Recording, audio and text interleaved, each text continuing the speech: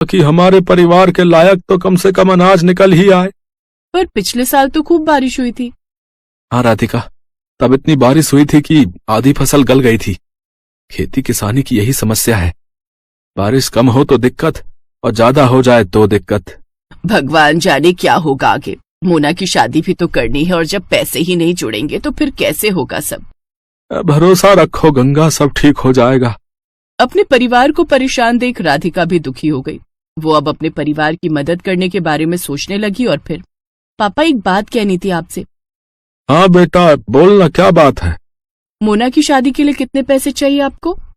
क्यों, ऐसे क्यों पूछ रही है बेटी? बताइए ना पहले। कम से कम 5 लाख तो होने ही चाहिए। 3 के आसपास तो जमा है बैंक में, लेकिन 2 लाख का इंतजाम कैसे होगा पता नहीं। मेरे पास एक उपाय है, अगर आप लोगों को ठीक लगे तो। हाँ हाँ बोलो ना राधिका। देखिए, आजकल ना ये शहर वालों को फार्म हाउस वेडिंग और फार्म हाउस पार्टी का बड़ा चस्का है। हमारा खेत हाईवे से लगा हुआ है, दिल्ली भी दूर नहीं है, तो बस हमें हाईवे से खेत तक का रास्ता ठीक करना है, लकड़ी से खेत की बाउंड्री करनी है और कुछ चारपाइयां और सजावट का काम करना है और एक अच्छा सा नाम सोचकर एक बोर्ड लगाना है। बेटा मुझे तेरी बात कुछ कुछ समझ में आ रही है, इस सबके लिए पैसे कहाँ से आएंगे? वो 3 लाख रुपए हमारे काम आएंगे और अगर धंधा चल निकला तो मोना की शादी हम धूमधाम से करेंगे।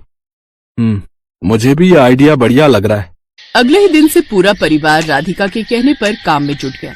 हाईवे से लेकर खेत तक बढ़िया टाइलें लगा दी गई, लकड़ियों से खेत की 4 दीवारी कर दी गई और फिर खेत अच्छे से साफ कर उसमें घास उगाकर जगह जगह सुंदर चारपाइयां लगा दी गई।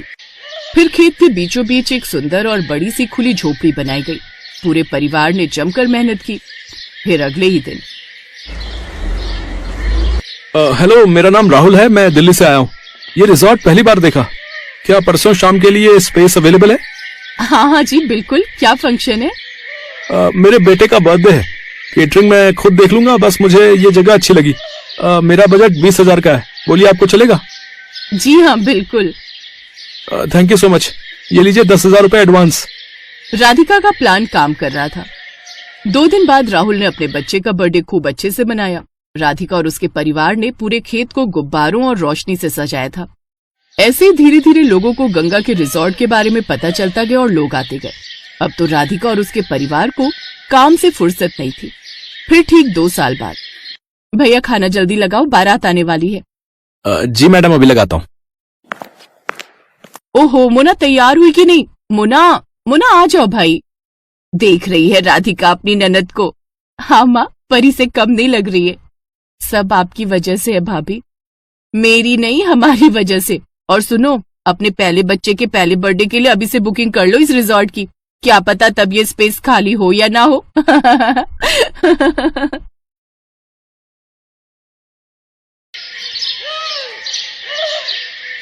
विदाई के वक्त सिमरन अपने पिता से लिपट कर खूब रोती है। बाबा बाबा, मुझे आपकी बहुत याद आएगी, अब मैं कैसे रहूंगी आपके बिना। बेटी, जब भी तेरा मन करे तो आ जाना, ये घर हमेशा तेरा ही रहेगा। जा बेटी, अब अपनी माँ से भी मिल ले। माँ, मुझे आपने जो भी प्यार दिया उसके लिए शुक्रिया। अब ज्यादा ड्रामे मत दिखाओ और अब जा यहाँ से। ये कहकर रमोला उसे धक्का देते है कि तभी उसका पति नैतिक उसे संभाल लेता है। क्या हुआ, तुम गिर कैसे गई? वो लहंगा पैर में अटक गया था, बस इसी वजह से। फिर सिमरन अपने मन में सोचती है, अच्छा हुआ माँ को धक्का देते हुए किसी ने नहीं देखा। मैं हमेशा माँ के प्यार के लिए तरसती रही, लेकिन उन्होंने मुझे कभी प्यार नहीं दिया। फिर सिमरन ब्याह कर घर आ जाती है। उसकी सास ने उसके स्वागत में गुलाब के फूल बिछाए होते हैं। साथ ही वो बड़े प्यार से उनकी आरती उतारती है और गिफ्ट में उसे सोने का हार देती है।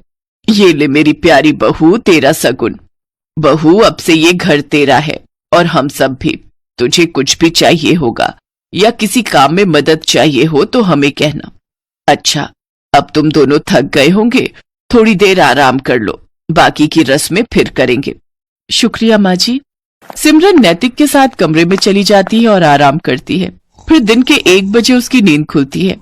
ओह गॉड, कितनी देर हो गई, मेरी पहली रसोई की रस्म भी अभी बाकी थी। माँ जी तो बहुत गुस्सा करेंगी। सिमरन जल्दी से बाथरूम की तरफ जाती है, लेकिन बाथरूम से नहाकर निकल रहा नैतिक सिमरन से टकरा जाता है और सिमरन फिर गिरने वाली थी कि तभी वो उसे संभाल लेता है।